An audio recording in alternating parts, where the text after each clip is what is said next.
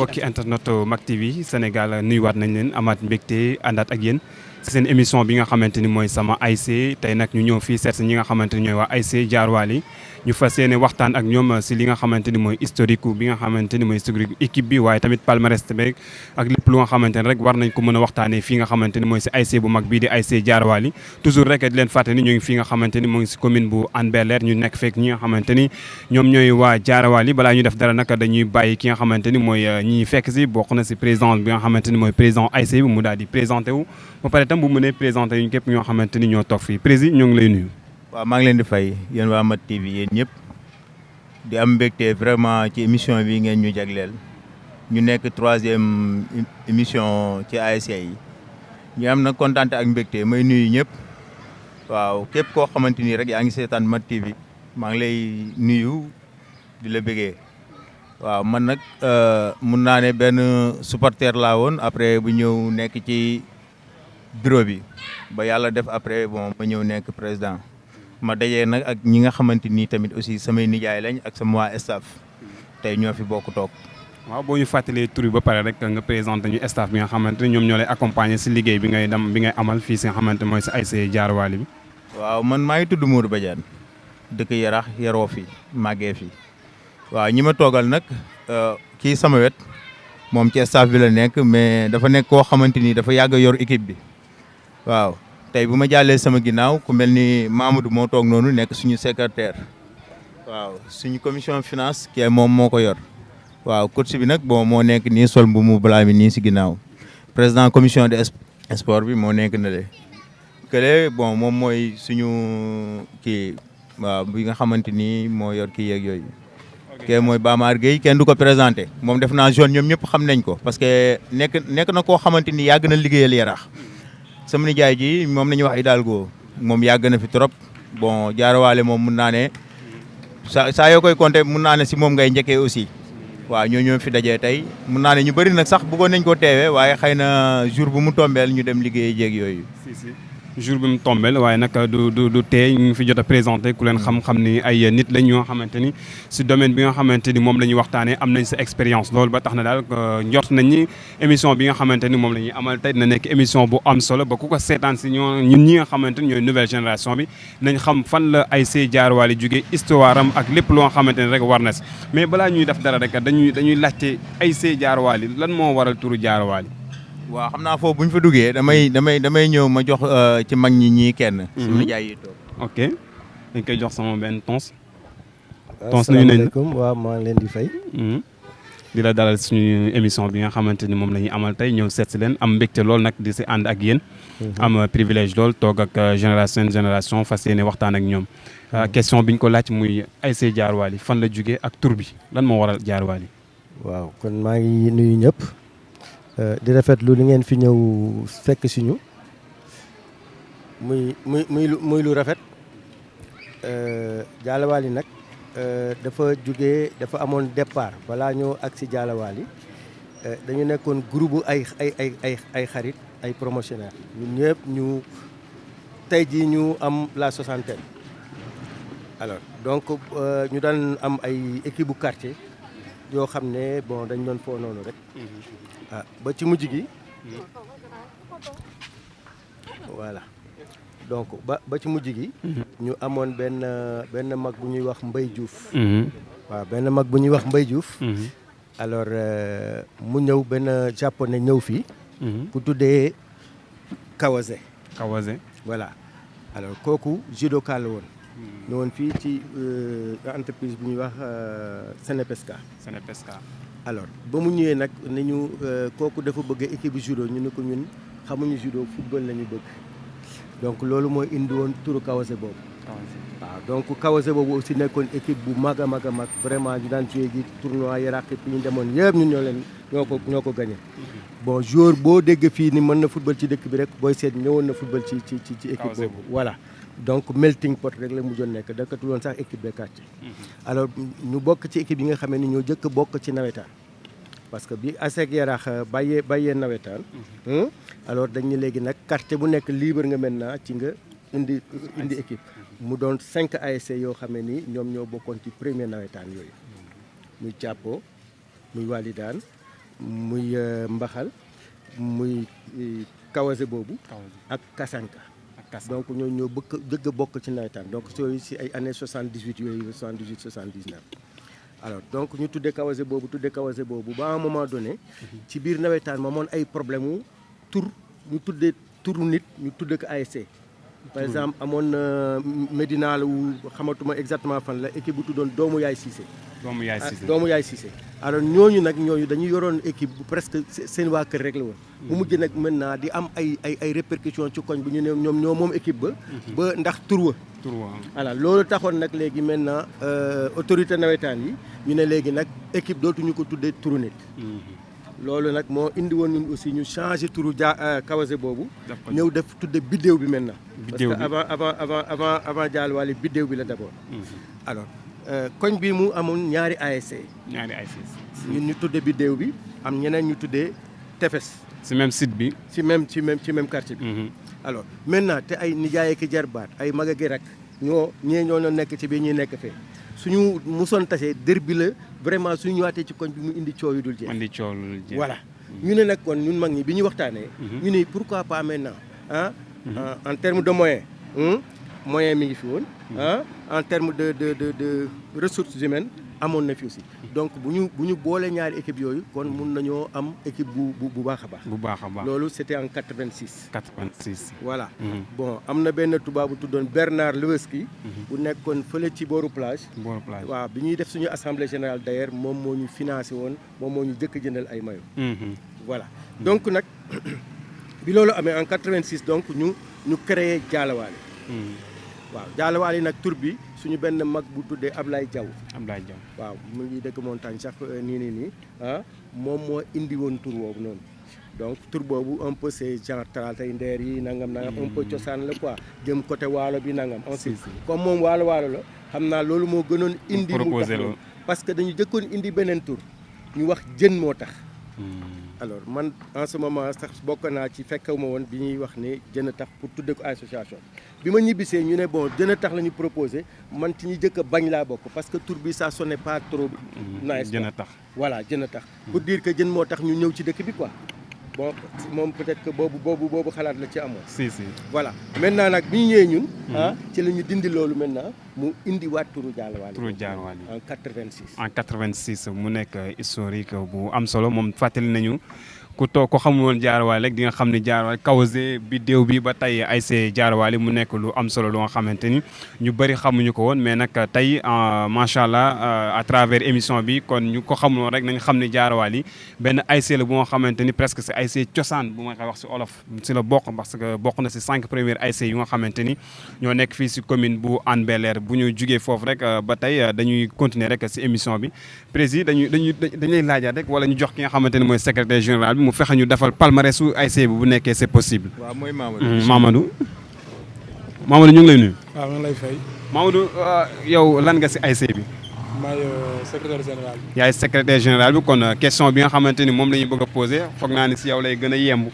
ñu bëggoon xam palmarèsu ASC bi depuis sa création ba tey bu nekkee mën na nekk.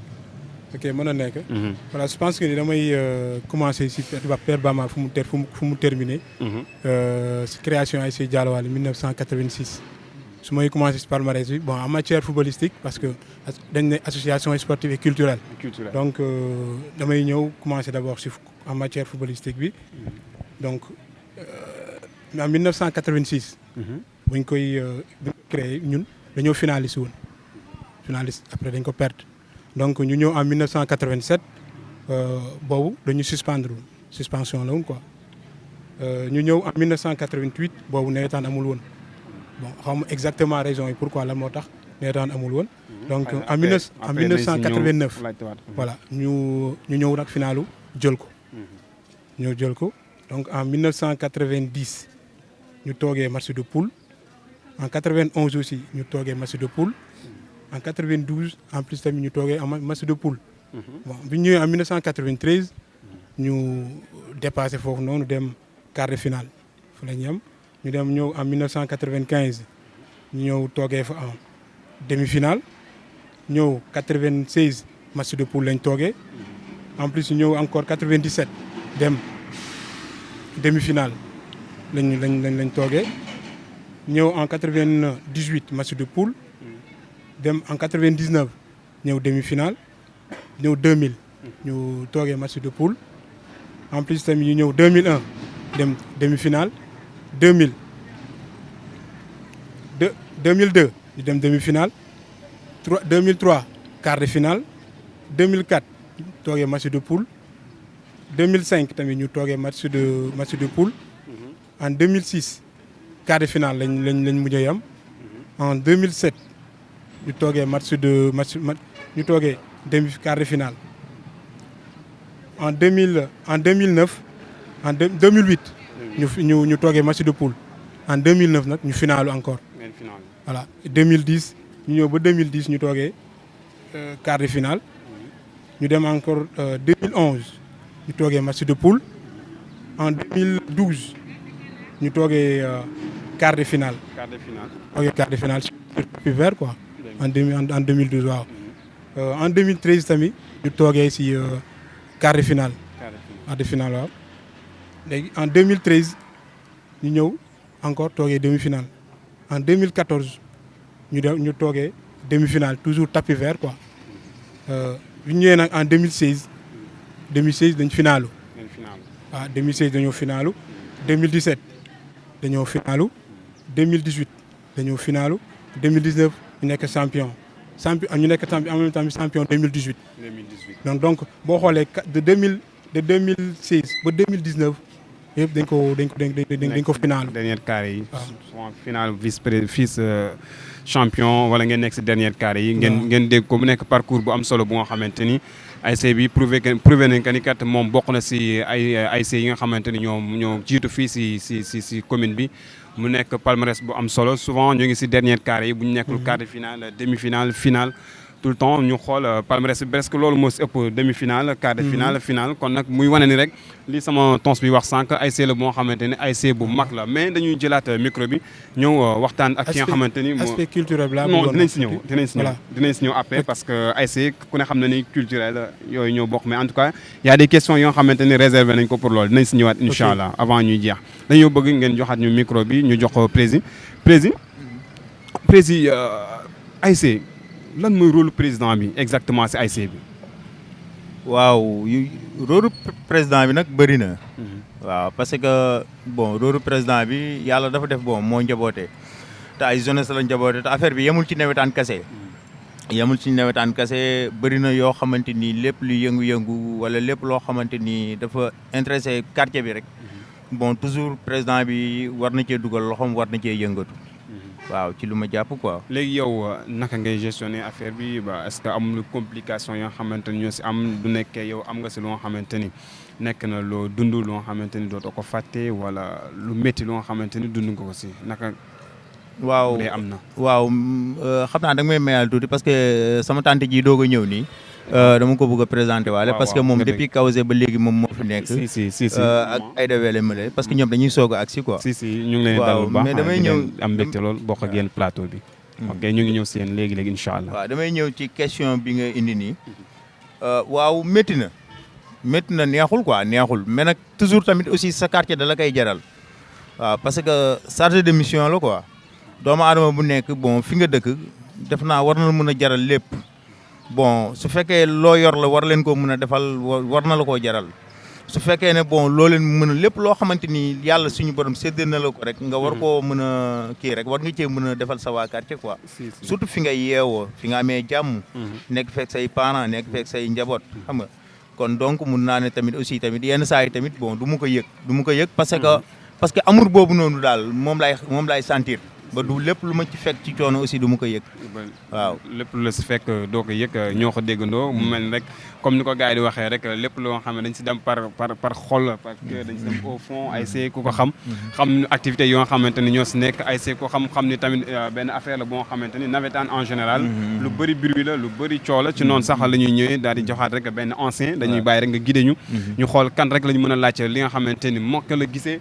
ASC nawetaanu démb ak nawetaanu tey. dañuy tànnal benn ASC rek benn ancien. waaw xam naa damay ñëw ci ki nga xamante ni moom dafa dund sport. ok muy sama nijaay Aliou Dia. joxoñu sama nijaay. Tons ñoo ngi lay nuyu. ñu ngi leen di fay. am mbégte bokk ak yow plateau bi nga xamante ni moom la ñuy def tey di sama ASC di nekk 3e édition ñu ñëw di ko def ak yéen yi nga xamante ni ASC Diarowali mais Tons dañoo gis nawetaan bu njëkk ak nawetaan tey yow mi nga xamante ni am nga chance de dund nawetaan bu njëkk ba pare fekkee li ñuy dund jamono ji est-ce que buñ la doon laajte différence est-ce que am na bu nekkee am na bu amee lan mooy différence bi. waaw maa ngi leen di nuyu di leen en tout cas di rafetlu émission bi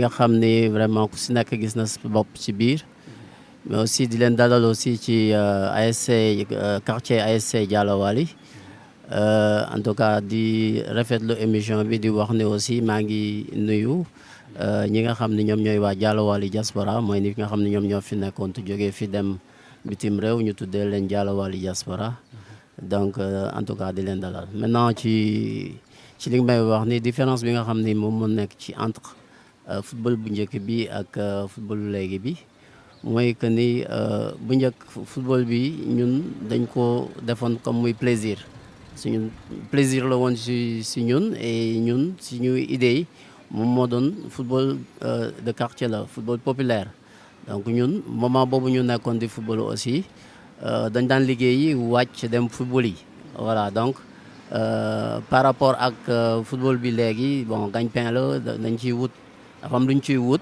dañ ciy wut coupe dañ ciy wut xaalis voilà lu nekk lañ ciy wut donc dañ ko professionnaliser par rapport ak football bu njëkk ba maintenant léegi nawetaan dafa xaw a dénaturé par rapport ak football bi nga xam ne moom mooy bu njëkk bi parce que bu njëkk bi dafa yemoon si quartier bi comme ni ko suñu doyen Bamar waxee de montagne à en équipe donc équipe yi fi nekkoon équipe de quartier la ñu woon ya nga xam ni vraiment dañ doon football vraiment pour plaisir au football et football ba nga xam ne aussi dañ koy indi si seen quartier. waaw ñoo ko déggandoo kon daf est-ce que nekkul damay ñëwaat si yow rek relancer la est-ce que nekkul kon gagne-pain boobu si am jamono ji ñu toll nii est-ce que waralul tamit violence yi nga xamante ni moo si am jamono ji ñu surtout xalaat la loolu rek.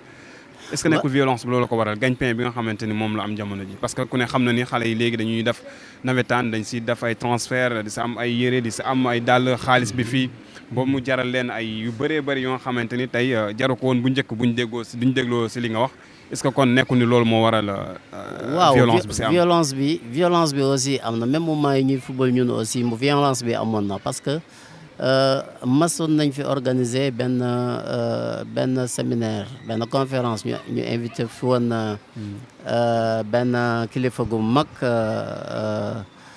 mu def fi conférence sur les violences dans les stades dégg nga donc ci loolu noonu parce que moment yooyu dafa amoon violence parce que nit ñi aussi football ak violence ñoo ànd c'est pas parce que dañ ko professionnaliser wala amateurisme la mais football ci boppam moom moo parce que question de nerf la voilà question de combat la question d'athlète la te nit ki moom bu fekkee ni yaram dafa tàng bon dootul am maîtrise bu boppam maintenant ci au-delà de ça nag léegi mu am victoire ak gagne su amee victoire ak gagne bon moment boobu dina am aussi nit ki lu ko metti ak lu ko mettiwul donc supporters yi ñoom ñooy commencer ci tribune yi wala ci gradin yi voilà commencé on dit ay problème bu boobaa violence bi commencé.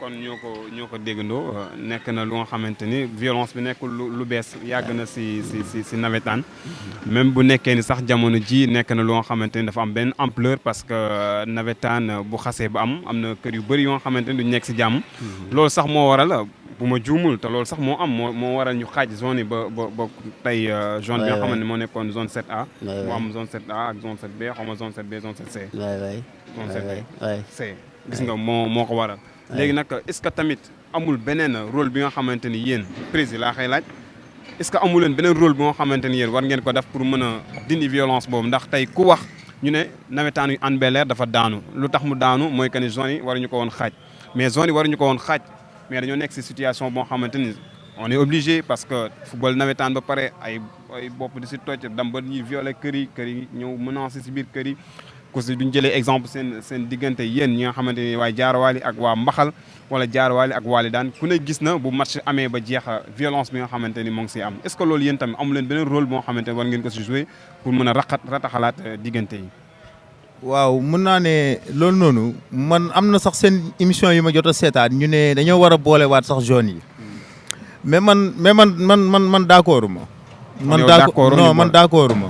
parce que li tax d'accord ma mooy li indi loolu bañ tàggale jeunes yi bon te loolu bon taxul mu dëñ parce que imaginel man ma dem fubali bokkuma ak yow jeune yàlla am lu ma may ma jël ko ma ñëw nga ne ma non doo ko fi bëggee doo ko fi kontaanee bon pour man kooku après man buñ ne ma man dañ may boolewaat ak moom dama naan da ngeen di gën a indi musiba waaw parce que dafa am loo xamante ni moom moo jiitu parce que su fekkee ne mag ñi liñ daan communiquer démb ak bërki démb ci wàllu violence dañuy continuer di ko wax xale yi nga xamante ni ñu ngi soog a ñëw ci football pour man violence bi day gën a yokk parce que bon mag ñi après ñoom ñooy bàyyi di nettali li nga xamante ni dafa ñaawoon démb parce que moment bi ñu toll nii mag ñi ñoo ko mën a defar aussi parce que muy koñ bi muy koñ bee muy koñ bee ak bee ci yem bon pour man toujours rek mag ñi ñoom ñoo mën a rafetal ñoom ñoo mën a defar xale yi tey mais boo xoolee xale yi tey am na si yoo xamante ni fekkee wuñu woon démb violence yooyu mais tey dañ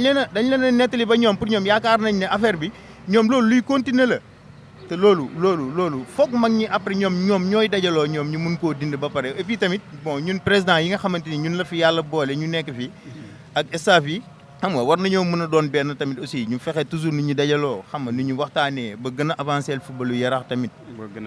ba gën a avancer le football yu Yaraax kon dafa mel ni moom daal d'accordul ñu boolewaat jeunes yi mais tamit am na lu mu wax lu am solo maanaam mag ñi ñooy dicté xale yi li ñu doon dund auparavant ba tax na daal loolu day mel ni day des seen bopp ba tax na daal ñoom xale yi bu ñu sukkandikoo ba tey rek ci li nga wax mooy que ni mag ñi ñoo leen dicté.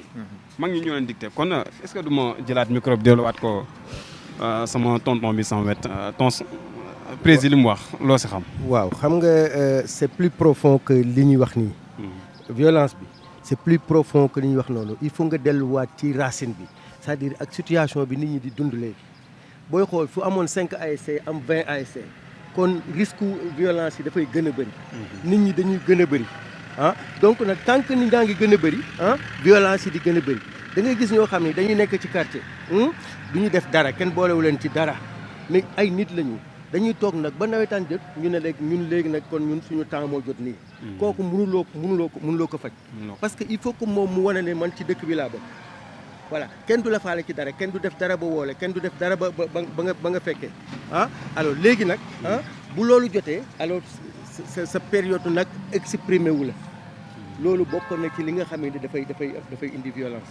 xam ni wax ni beneen bi mooy li ñuy wax ni pour ñaari zones yi et tout ça là kii rek ñooy déplacé problème yi rek mooy déplacé parce que boo xoolee nii bu njëkk ba bi mu nekkee benn zone puisque ñu nag mbaxal moo doon nekk derby alors dañ doon xaritoo ak walidaan alors ay doomu ndey lañ doon woonte ay nangam ak nangam mais quand il s'est agi maintenant que léegi ñun war a tase ak walidaan directement gis nga affaire bi ni mu reporté woo maintenant walidaan jaalawaali léegi presque booy xool aussi day mel ni mbaxal beneen derby lay indi donc loolu la c'est-à-dire fépp foo xamee ni adversité am na fa te nit ñi bàyyiwuñu xel ci ni yëf yi foo la au départ parce que bu fekkoon ni dañ ko jëlee woon ci li taxoon nawetaan jóg mooy occuper jeunes yi ci période de vacances ñu bañ a nekk dem dugg ci lu ñu warul dugg et tout ça là alors ñu épanouir au moins le temps que ñoom ñu génn ci école yi mun a épanouir noonu foo reetaan ñi dem géej parce que bu njëkk ba xale yi dañ doon dem géej ñi di jéggi tali bi def nangam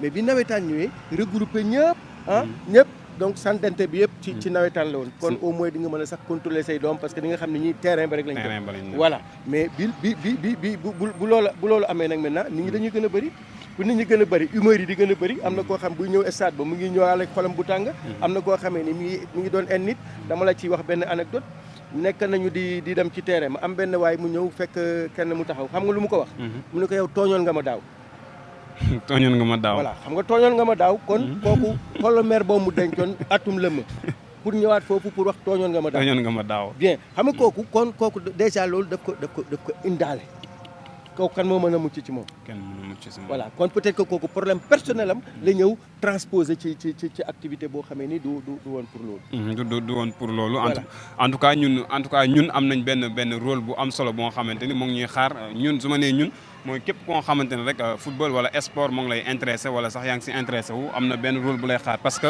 mënuñu nekk tout le temps parce que ku xam fii xam ne ñun ñëpp benn famille lañ ki dëkk fii day génn fii dem sëy fële am fële njaboot ki dëkk fii tamit moom noonu naka noonu ba tax na daal lépp loo xamante ni violence la wala muy xeex bu su war a jógee rek si ASC yi ñëwaat fii war nañ def le tout rek pour mu bañ a di am fii si suñu commune bi nga xamante ni mooy Hann Bel-Air même si sax bu nekkee ni navétane nekk na lu nga xamante ni presque Sénégal yëpp foo dem day am violence loolu dëgg la mais président dañuy dem si coach ani coach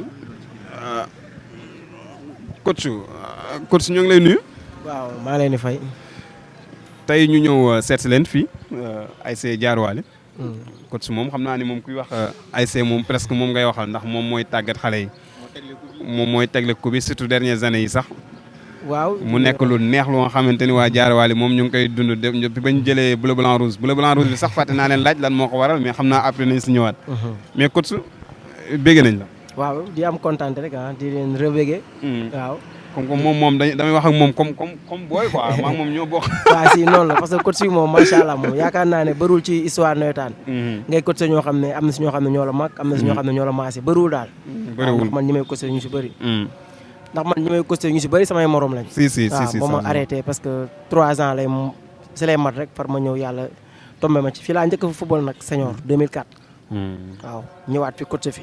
kon yow joueur nga woon avant ngay nekk. waaw joueur laa nekk parce que sama life parce que lépp football la. lépp football la. waaw mais coach gannaaw bañ la laajee sa tur rek.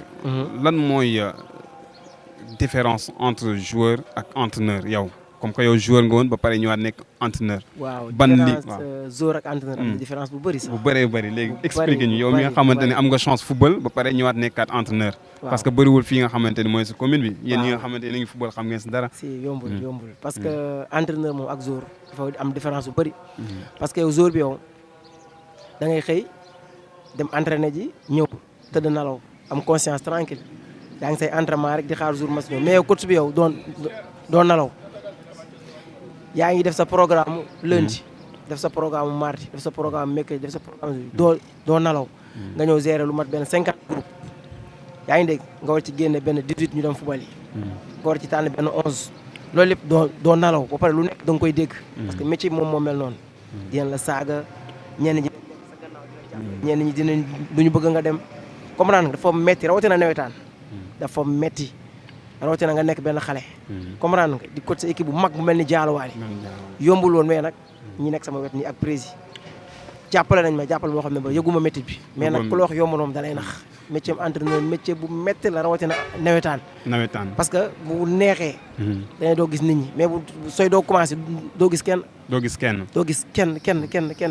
gis kenn mais coach ñu gis ni ASC Diarwaly moom koo xam ni moom football bu rafet sa fii la fekk baax xam nañ ko si mel ni ASC Diarwaly parce que ay ASC la ñoo xam ne dañ leen di cité fii si Hann Bel-Air muy ASC Diarwaly ASC Ferraille ASC Montagne ñu nekk ay ASC yoo xamante ni bu ñu tegee bal rek dafay mel ni daal ay tubaab yu football mais nag ASC Diarwaly dernières années yi da see raw ñu gis ASC Diarwaly ba dem sax ñuy TikTok seen i ay séquences yoo xamante ni macha allah loolu secret bi coach. waaw macha allah di kontaan si question bi nga ma laaj bi parce que boo xoolee Diarwaly yàgg na am jeu yàgg na mais comme 2 dernières années yi nga xam ne yàlla def na ñun ñu yor ko jeu dafa gën a am amoon na nag mais jeu dafa gën a am parce que boo xoolee loolu parce que boo xoolee équipe bi lu mat ay 12 jours ñoo bokk même centre man centre bi ma nekkoon muy académie foot pro yaa ngi dégg dafa nekk loo xam ne parce que booy yu bëri fa lañ nekkoon léegi nag may ñàgg di liggéeyoo ak ñoom foofu en même temps damay coacher foofu ci centre bi léegi ñooñu nag joueurs yu bëri dama leen indaale woon fii nii léegi nag ñooñu nag ak cohésion boobu noonu ak cohésion boobu day gën a am ñuy liggéey nag lu métti di entraîner matin di entraîner soir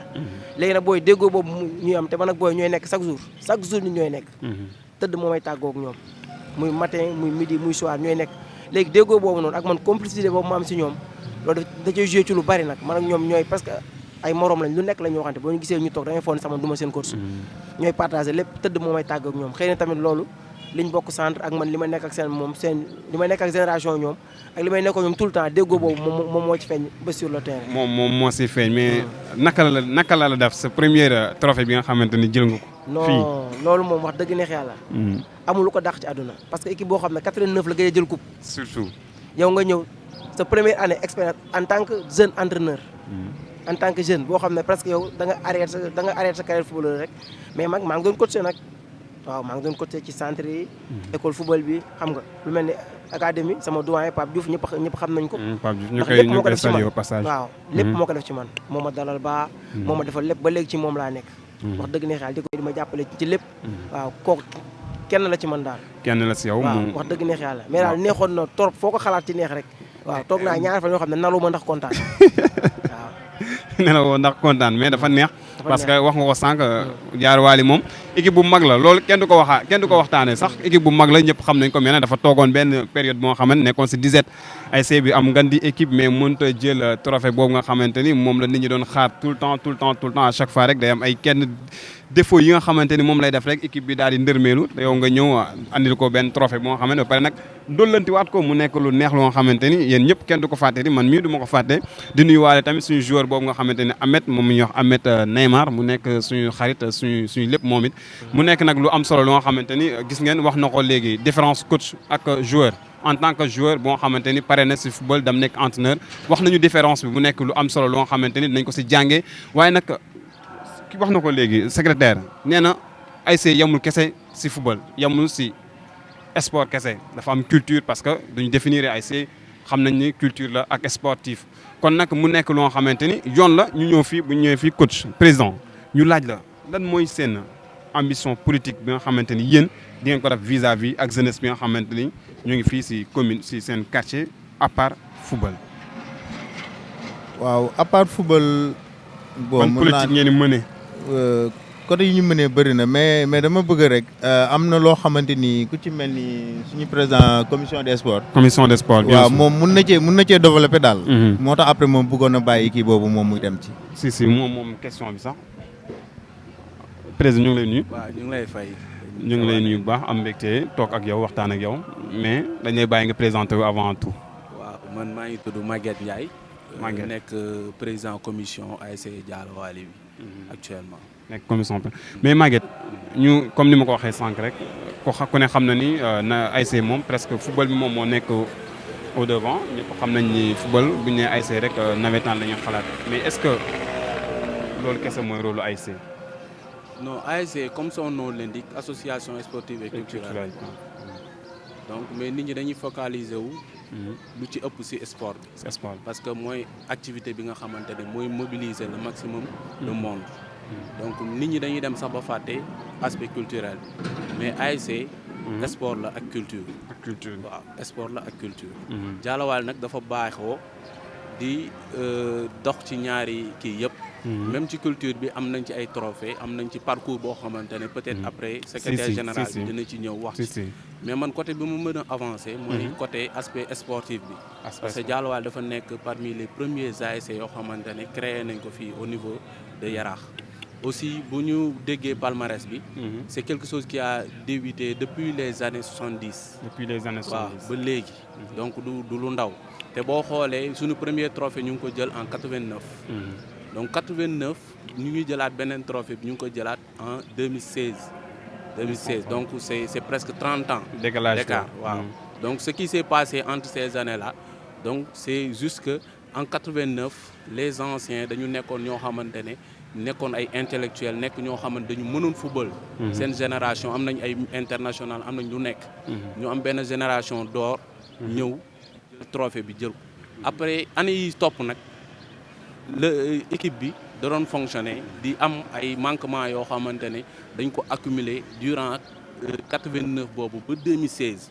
ce qui s'est passé en 2016 année yooyu la moo tax ñu finaalu ñu tegle final yi c'est parce que dañu am benn bloc boo xamante ne bi mu ñëwee dañu def benn genre brainstorming ñu xool problème yi nga xamante ni yëpp moo nekkoon ci ASC bi maanaam si wàllum ànd bi ci wàllum jegente bi si wàllum maanaam conseillante bi si wàllum jegente bi même le bu ñu àndoon tey mënoo xàmmee ne kii mooy président bi kii mooy secrétaire bi wala kii mooy coach bi bu ñu demee terrain bu ñu waree classer équipe bi dañuy taxaw dama Père Aliou kaay kii kaay qu'est-ce qu'on fait wala ñu am benn problème bu taxaw on se dit qu'est-ce qu'on fait on applique ça dañuy dem moo tax dañuy demoon ba mujj gi on devient invincible dañuy football match nawetaan commencement ba fin match nul sax duñ ko am. doo leen ko am. match nul sax duñ ko am. donc loolu mooy sunu force. moo nekk seen force waaw loolu moo nekk force bi. te aussi tamit ñu am génération tamit boo xamante ne. ay jeunes yu talentueux. yoo xamante ne comme ni mu ko waxee dañu nekk ci centre. coach bi am sens yor leen ci centre ba pare ñëw yoraat leen ci équipe bi. waaw te tamit ñu nekk ñoo xamante ne nekkuñu dañu dëkk beneen koñ coach bi indiwaale mais ci koñ bi lañ dëkk c'est pour dire que ne. li xewoon 89 ñi nga xamante ne talent bi fa amoon. ñooñu ñoo jur ñoo xam ne seen doom ñoo ñëw relever leen. seen doom ñoo ñëw relever leen en 2016 mu nekk loo xamante ne lu extraordinaire la parce que ay ku nekk 89 boo ñëwee terrain da ngay toog gis ne sa doom moom man li ma defoon 89 moom la ñëw actuellement nii di ko def moom ñu ci teg seen bët mu nekk histoire bu garaaw quoi. si mu nekk histoire bu garaaw mu nekk histoire bu am solo tamit mu mel ni rek comme ni mu ko expliqué ñoom dañoo doo xoolee seen staff maanaam jeunesse bi dañ see actif lool ba tax na peut-être loolu mooy secret bi moom loolu lay expliqué léegi mais nag dañuy intégré ñi nga xamante ne ñooy suñu maman yi toog fii rek ñoom ñi ñëw fekk si léegi si plateau bi maman ñu ngi lay nuyu. waaw maa ngi leen di fay. tur bi naka la. Khadijatou També dañu gën ma xam ci Daba Sall. tata Daba Sall maman Daba Sall en tout cas bàjjen maam yëpp. waaw mais yow lan nga si équipe bi. si ay man équipe bi lépp laa si lépp. équipe bi lépp laa ci depuis Kawasé ba Jaalawaali. depuis Kawasé ba Jaalawaali. mais maman nan la lay def ngay nekk di activé wu si benn domaine moo xamante ni presque góor ñi ñoo ëpp doole góor ñi ñooy jiitu naka la lay def yow loolu naka nga koy dundee.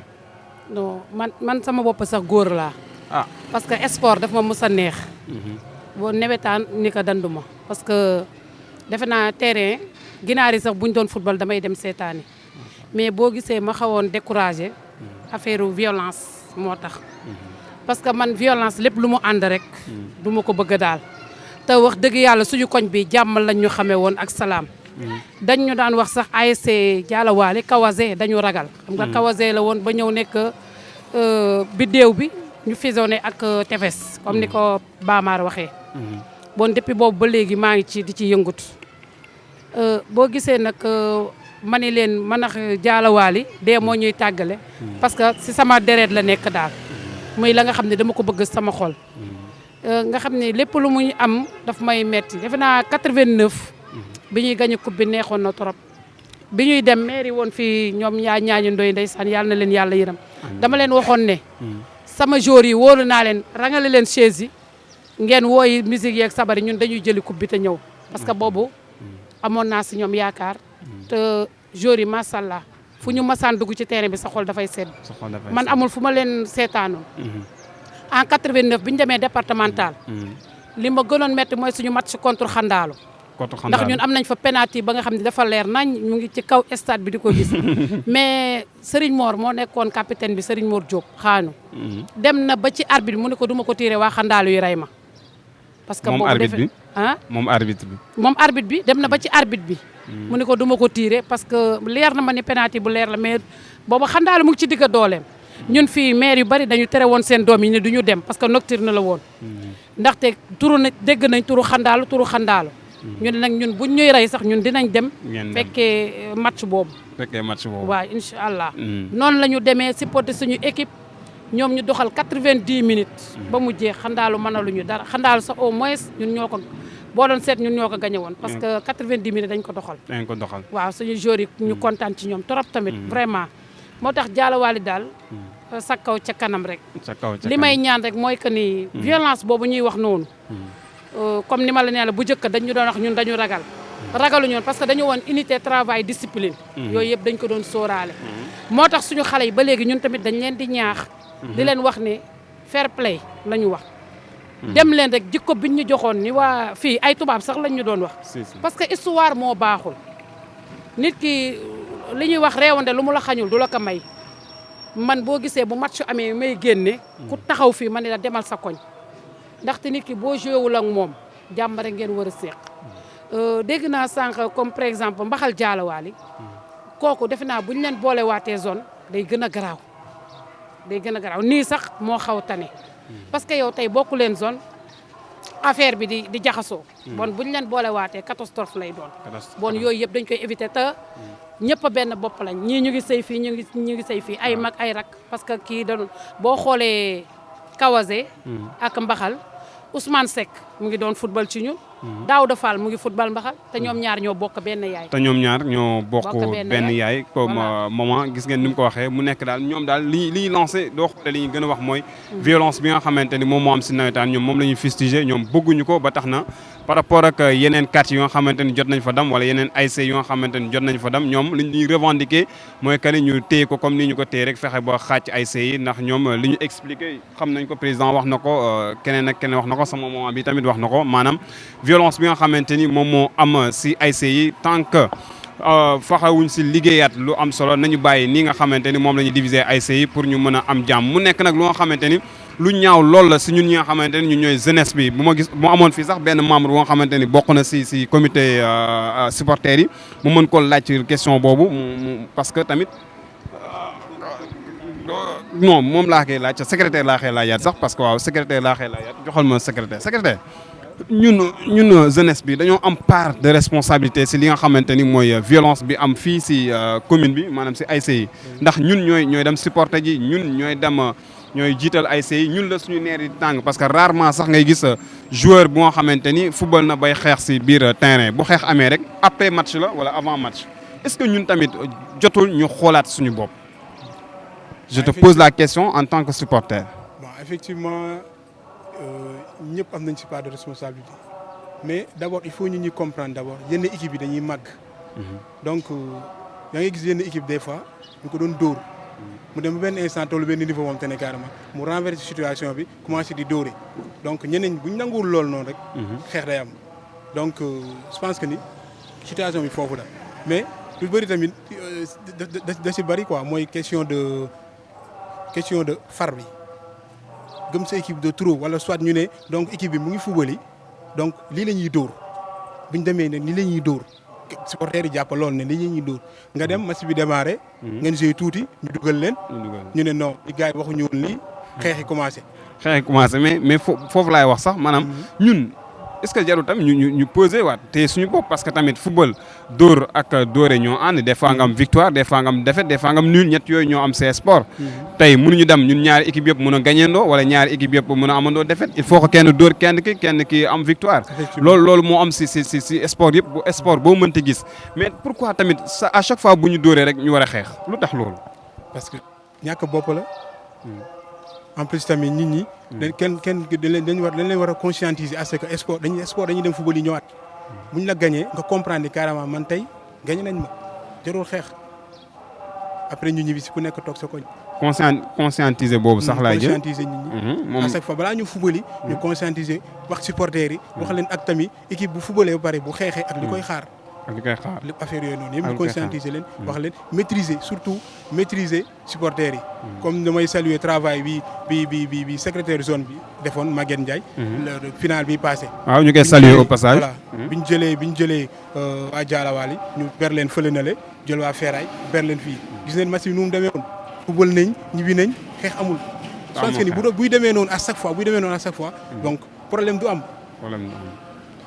problème du am en tout cas yoon la ñu boolewaat ASC yi man xam naa ne damay xaw a opposé ak yéen sax mais parce que loolu mooy nawetaan foo la kaf ak ree dañ ko daan def pour ñi nga xamante ni mooy xale yi daan di daan jàng ba vacances jot ñu ñëw sama tons wax na ko léegi ñëw xaw a foo bégee ak ree ba nawetaan bu vacances jeexee ñu demaat jàngi mais léegi gis nañu sax presque élèves yi ñoo si gën a néew parce que dafa am ñoo xamante ne daf ko métier mais c'est normal parce que football moo toll foofu mais nag de toute façon dañ fexe ba téye suñu bopp téye suñu mentalité xool li nga xamante ni mooy foo ak ree ñu di ko joxe di ko defee di ko jëfee ak di ko doxee loolu daal la am loo xamante ni maa ngi koy lancé au passage tamit di solliciter ñi nga xamante ni ñoom ñoo nekk si kaw ñoom ñi nga xamante ni ñooy diriger zone yi ñoom ñuy jouer si seen rôle en plus tamit ñun ñi nga xamante ni ñun ñooy diriger ASC yi maanaam président bi wala secrétaire bi wala ki nga xamante mooy commission sportive yi wala keneen ak keneen ñu fexe rek ba xool lépp loo xamante ni rek war nañ ko mën a def ba conscientiser jeunes yi ñu mën a toog di seetaani seen i match di ñëwaat di toog loolu tamit charme la si nawetaan il faut que ñu am bruit mais tamit ñu am fu ñu koy yamale quoi ñu am na bruit neex na engagement la wax na ko sànq neer yi day jóg mais tamit ñu fexe ba du affaire bi jeexee ñu xam ne jeex na mais damay ñëwaat si prési joxal ma ko prési ñu nekk si benn contexte boo xamante ni mu nekk contexte bu doy waar mu di coronavirus ñu gis ni lëmbe na dëkk bi sonal na nit ñi est-ce que yéen ASC bi am na rôle bu ngeen si joué fii si seen secteur. waaw dag ma laaj sax question bu ma neex xam la moo tax mu neex ma. parce que yàlla daf ñoo séddee ay mag ñoo xamante ni ñoom lépp lu ñu dégg rek mu leer na li seen njaboot mun na cee am musiba rek du ñu nelaw dañuy jóg. te yàlla dafa def ñoom ñu ngi nii toog. muy ki nga dendal sama nijaay ji toog. ñoom ñu toog sama kilifa yi ñoom ñëpp. et puis yàlla tamit am lu mu ñu may. maa ngi leen di nuyu au passage parce que waroon naa leen nuyu avant. muy waa Jaarawaale diaspora. waa Jaarawaale diaspora. Jaarawaale diaspora boo ko déggee ay doomu yaraax la. ñoo xamante ni ko ñu Jaarawaale nañ juddoo. fi nañ yaroo fi nañ doon fubal ci ASC bi. ñenn ñi ñoo yoroon ASC bi yàlla def ñu dem tukki. mais diggante bi ñu demee tukkee ak léegi vraiment fàtte wuñ seen ASC. bon mbas mi bi mu dugg see. vraiment fekk na ñu génn ci nawetaan. mu xaw a métti ci ñun trop parce que nawetaan dafa métti. parce que dama naan bu doon nit la dama naan kenn mënu koo suural. waaw biñ ci génnee tombeek dara nekku fi vraiment toujours ñoom ñoo ñu dimbale ñoom ak suñu mag ñu baax ñiy toog may nuyu waale suñu chef de quartier bi tamit Baye Golo au passage. def na ci lu rafet liggéey ci liggéey bu rafet ak ñun. biñ ñu yónnee mun naa ne ñun waa ko ñu jaar waale presque liggéeyoon nañ 1800 et quelques masques. yoo xamante ni ñun staff bi ñu ñoo ànd. dañoo liggéey ba liggéeyal xale yi nga xamante ni ay 2 ans nañ am. dugg ci kër yëpp sensibiliser leen waxtaan ak ñoom. te ñoom mag ñi ñoo ñu ko xelal parce que ñoom toujours rek ñoom dinañ waxtaan ak ñun mais buñ paree dañ ñuy bàyyi ñun ñu dem. dañ ñuy bàyyi ñu dem parce que ñoom bon mun naa ne lañ doon doxal passé nañ ko moment bii ñoom fu ñu toll ak ñun mooy di ñu conseil naa ñu def leen lii ñu jóg ñu dem defi ji ko te rëccu wuñ ko benn yoon. kon mun naa ne côté boobu moom vraiment def nañ ci suñu ay jéego yu mat. waaw vraiment di leen gërëmaale di leen sant. di leen gërëmaale di leen sant mu nekk message boo xamante ni moom la lancé waaye tamit mu nekk lu am solo ndax ku ne xam na ni comme ni nga ko waxee rek loolu laay continuer di waxtaan ak yéen parce que nawetaan du sport kese donte moom la ñu favoriser nag mais du sport kese ñu gën dégg wax na ñu collecté lu mot 1000 nangam masque pour jox xale yi nga xamante ni ñoom ñoo nekk si fii si secteur bi mu nekk lu am solo loo xamante ni ñoom amal nañ ko waaye it mu nekk benn affaire boo xamante ni à part nawetaan ñoom ASC yi war nañ ko di ko jouer si fi nga xamante ni mooy seen secteur yi ñu dëkk kon nag mu nekk lu am solo mais tamit dañuy desaat rek si waxtaan ba tey jox sama tons wala ko non moom day daw micro mais ñu joxaat ko tons ba tey rek tons ren ñu gis ni mbas mi dafa dugg si suñu réew lëmbe dëkk bi loolu léegi yéen dégg nga lu mu wax joué nañ si benn rôle collecté nañ ay masques joxe ko mais tamit lan ngay wax yeneen ASC yi pour ñu def wala sax ñu jël mën a roy nuñ koy waxee si olof mën a roy loolu lan nga leen wax ñoom. waaw li mu wax te mu am solo mooy suñu communauté bi nekk ci diaspora bi. vraiment ñu waroon leen remercier sax depuis commencement ba parce que sonnuñu tayiwuñu lépp lu nga xamee ni xew na fii parce que seen i njaboot a fi nekk bi mbas mi xewee comme ni mu waxee ASC bi jóge ci nawetaan xëy na poche yi xaw a wàññeeku tuuti wax dëgg yàlla ñooñu ñoo ci jàpp bu baax a baax comme ni mu wax ci masque yi tout ça là ñu organiser wu ba nga xam ne vraiment mu rafet lool. donc ñu jàpp ni bu dara amee nit ay garabam am na ñoo xamee ni xëy na seen xel du àgg ci ñe parce que ba léegi nii am na ñuy wax ne gëmuñu mbas mi voilà donc ñi nga xamee ni ñoom la seen xel gën a ubbeeku ñooñu ñoo am rôle sensibiliser te association pour loolu la association moo war a indi éveil des consciences yooyu problème la nit ñi am mooy association yi nit ñi xamuñu exactement lan mooy seen rôle mais association dépassé na cadre sport simplement voilà wax nañ la ko comme ni ñuy waxee nii Dialawaly même maye na ay médicaments fii en son temps Dialawaly organiser ay cours de vacances ci école Bara Gaye Dialawaly def na ay investissement humain aussi bien ci boori géej gi que ci école yi que ci centre de santé yi ainsi de suite donc loolu yëpp loo xamee ni la dañ koy def parce que ñun la tey suñu cadre de vie su fekkee ñun defuñu ba suñu cadre de vie nekk ni mu war a mel kon su feebar ñëwee kon bu coono amee ci ñun lay dal suñu njaboot lay dal vulnérabilité bi su ñëwee ci suñu ay màgget lay dal suñu leneen lay dal donc ñun kon rôle boobu ñu ci waroon jouer mooy fexe ba ñàkk suñu mag ñi parce que déjà xam nga début kii bi dañuy waxoon ni mag ñi la gën a diis ci ñoom. exactement waaw léegi nag xale yi ñooy dem ci biti ñu fexe ba ñun képp koo xamee ne yaa ngi ne ci mbedd mi ngay sol masque kon su fekkee yow indiwuloo feebar bi ci biir kër ga parce que mag ñi génn ñu kon xëy na yàlla mën naa def mag ñoo ñu mucc ci feebar yàlla mën naa def mag ñi mucc si feebar bi mu mel ni rek affaire bi mu ngi waaj a jeex temps bi ñu mayoon presque ñoo ngi si dernière minute yi mu nekk lu neex lu nga xamante ni bu ñu ko toppee du jeex mais nag am na benn question boo xamante ni malgré tout il faut que ñu poser ko ancien bi laa koy poser Tons ñu gis xale yi léegi par rapport ak bu njëkk da nga daan football nawetaan ba am yenn at yi mais léegi dañuy gis ñu jël exemple sama coach bi da ngay football ñaari at ñetti at rek mel ni ñu ne màgget na ñu employé terme boobu ñu ne màgget na lu waral loolu. te yéen boo ngeen daan football da ngeen daan football ay 5 ans 10 ans ngeen nekk di ko def si nawetaan mais léegi doo footballee 3 ans rek dañuy naan màgget nga dama nekk coach xaaral ma tooñ sama coach bi. lu waral loolu c'est vrai li nga wax ñu briefing ko rek li nga wax dëgg la xam nga football santé la sport dafa laaj hygiène de vie donc hygiène de vie boobu ñun moom la ñu amoon parce que booy seet man mi nga xam ne man maa gënoon tuuti en 89 ay mag laa nekkaloon. ñoom El Hadj Sarr de passage di leen nuyu ñoom sëñ Mor Diop de passage di leen nuyu ñoom Modou Fall ñoom Cheikh Nding Bretner tey jii nii doomam mooy capitaine. hygiène de vie boobu ñu amoon ñoom dañu amoon soxna pratiquement booy xool équipe bi yëpp dañu amoon soxna mais fu nawetaan xasee ñëw lépp dañ koy jël teg ko fële. benn deuxièmement ci côté lekk nourriture donc loolu noonu aussi daawuñu ko caaxaane maintenant tel n'est pas le cas léegi les jeunes. non seulement seen hygiène de vie comme ni ñu koy waxee un esprit sain dans un corps sain mais aussi dafa am lu ñuy wax aussi bien manger pour mieux jouer. Voilà loolu moom moo amatul tey. parce que menu sportif bi avant après et pendant le match dafa am solo. voilà te loolu noonu nekk li nga xam ne moom mooy handicap xale yi. médicalement daal en tout cas ci ay nourriturement. en tout cas foofu aussi des na ko. foofu mu la défaut bi nekk mu mel ni après rek di ngeen si bàyyi xel ñeen ñi nga xamante ni yéenay seetaan émission bi rek après xanaa ngeen bàyyi si xel rek dégg ngeen conseil bi nga xamante ni jox nañu ko ñun jeunes yi hygiène de vie waaye tamit ni nga xamante ni moom la ñuy lekkee waaye concentration ak fulla bi nga xamante ni war nañ ko jox li nga xamante ni si la ñu nekk.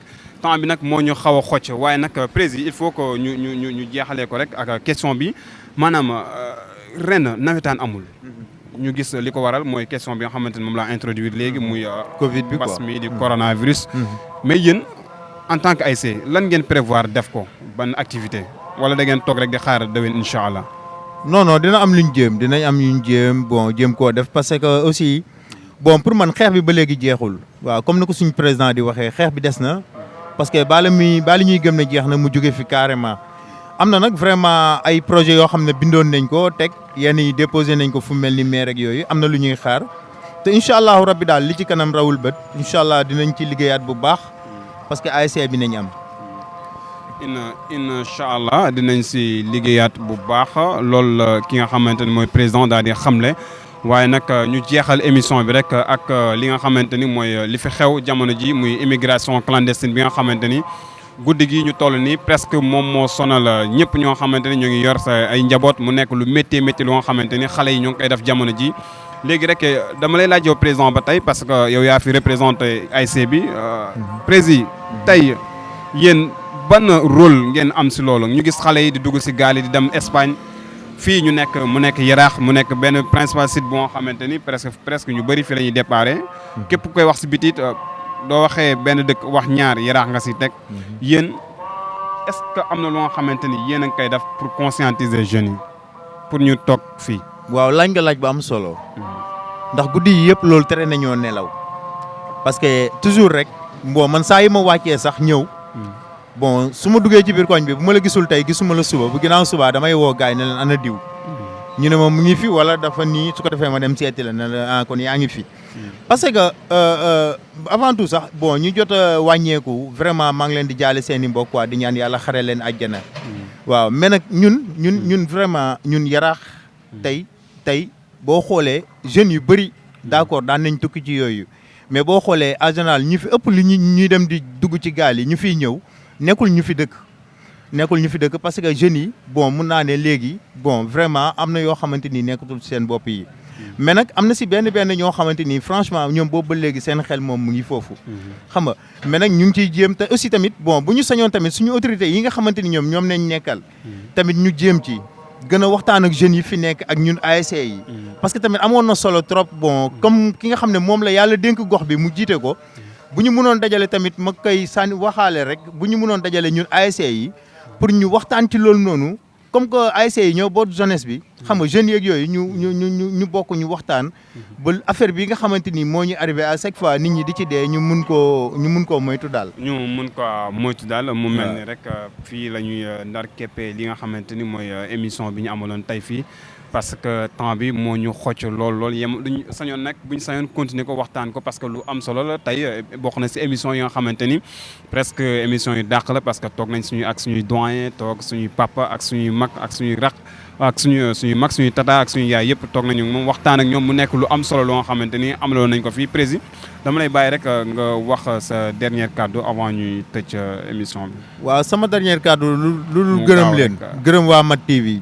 waaw vraiment di leen gërëm te et puis bon di am kontaan ak mbégte ci li ngeen def waaw di kontaan tamit ci ñi ma fi dajale nii muy sama waa ASC sama kilifa yi toog ak sama waa staff bon xam nga di ñaanal ñëpp jàmm yàlla may ñu fan bu gudd ak wér te yàlla musal ñu ci saytaane ak musiba ak balaa rawatina yi nga xamante ni moo am 2020 bi te 2020 bi yàlla na ko suñu borom gaaw a jëlee moom ba ñu dugg ci bànneex ba li fi daloon yi passé nii yëpp yàlla suñu borom dindi ko fi. yàlla suñu borom dindi ko fi xam naa damay jox tons rek mu tëjaaleel ñëpp rek presque temps bi moo ñu xaw a xoj lool tamit.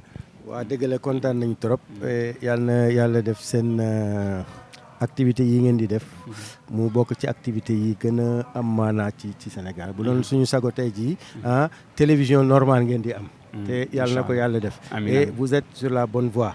parce que dinaa leen suivre ci lu bëree bëri. bon di remercier nag suma njaboot gi. vraiment ku ci nekk rek li nga war a def rek yaa ngi ca. et je crois que loolu moo am solo. kii nii par exemple xañ na waxul moom ay débale male mais ci maître ci motrice su ASC bi la. vraiment bi fi ñuy jógee. moom moo taxawaay boobu. dëgg la macha allah kii moo Ousmane Diaw Hidalgo. moom aussi xëy na moom bon.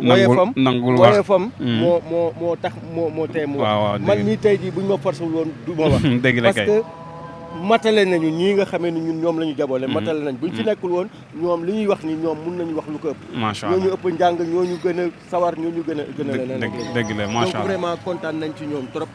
di leen ñaanal yàlla. mu def leen ay mag. ba bu ëllëgee ñoom relève ba ñuy am. vraiment ñu indi fi ñoom lu ëpp ñoom liñ fi indi. ñu andi fi parce que ñun def nañu. ñoom ñëw nañu dolli. kon yàlla na seen i rakk ak seen i jarbaat ak seen i njaboot gën a dolliwaat. amiin vraiment kontaan nañ trop ci yéen. amiin kon nag mu mel ni fii rek la ñu yem ak yéen mu nekkoon 3e édition bi nga xamante ni mooy sama ASC tey nag ñu ñëwoon fi nga xamante ni mooy ASC Diarouwaly ñu gis ngeen waxtaan bi mu nekk waxtaan bu am solo lool ñu seqoon ak suñuy tons ak suñuy papa waaye ak suñuy maman ak suñuy ñëpp suñuy mag suñuy rakk ñun daal ñu ñëpp ñoo fi nekkoon doon wax li nga xamante ni mooy sama ASC mu nekk émission bu am solo bu nga xamante ni nee naa la comme ni ma koy waxee rek nañ seet képp kuy ASC rek yemuñu si commune bu Hann Bel-Air fii lañ dëkk fii la ñuy commencé mais yemuñu si commune bu Hann Bel-Air képp kuy ASC rek nañ toog ànd ak moom waxtaan ak ñoom fexe rek objet bi benn la fexe ba xam képp koo xamante ni mooy ASC rek ñëpp ñu dëkk fii fexe xam naka la ASC bi juddoo naka lay doxee ak palmarèsam ba tey fii ñu toll nii ñun ñi nga xamante ni ñooy génération bu bees bi ñu fexe kaa xam loolu daal mooy objet lii nga xamante ni mooy sama ASC di leen jox nag dig daje beneen yoon ak beneen i ASC fii nga xamante ni mooy si commune bu Hann Bel-Air di remercier samay caméraman ku si mel ni Abou Sefa waaye Maxa ak yu mi nga xamante ni moo nekkoon si technique bi ak sama présentateur bi nga xamante ni moom laa waroon àndal muy jibi peut-être ay circonstances moo tax tey toog fi waaye nag di am mbégte lool àndoon ak ñi nga xamante ni ñoom laa àndal leen jox dig daje beneen yoon rek ak beneen ASC fii laay yem ak yéen di leen wax merci beaucoup ok jërëjëf